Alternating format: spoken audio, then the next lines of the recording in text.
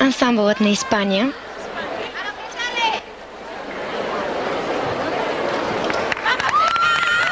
Ще наблюдаваме тяхното изпълнение с 5 ленти.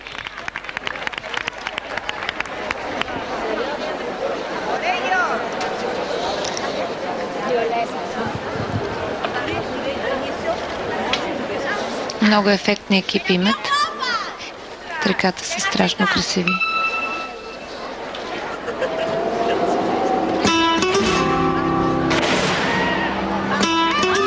Перфектно начало. В многобоя това начало им донесе малки грешки, но сега беше много добре изпълнено. Перфектните екипи се допълват и с музиката. Конкистадор на Максим Родригес. Огнена музика за огнени екипи. Огнен темперамент също. Абсолютно Испания все пак. Да.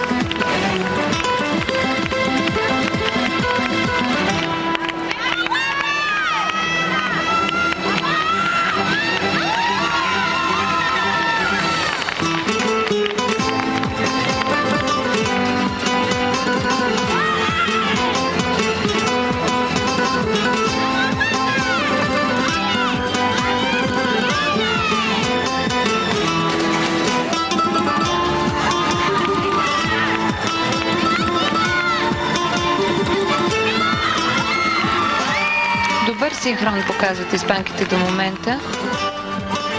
И без груби грешки. Да, имат много добри решения за престрояване от фигура в фигура, което определено прави впечатление.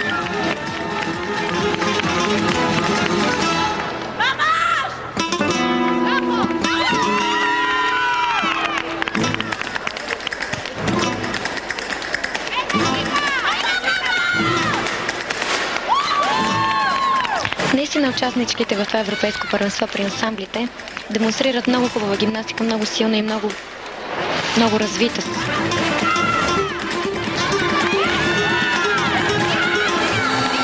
Да, първата осмица наистина. Да, първата осмица основно, разбира се. Доста равностойна.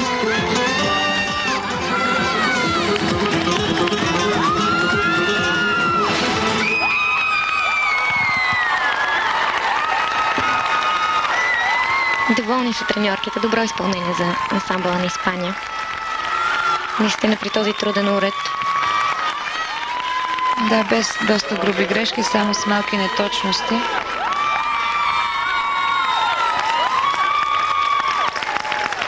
И те са доволни от себе си. Личи им.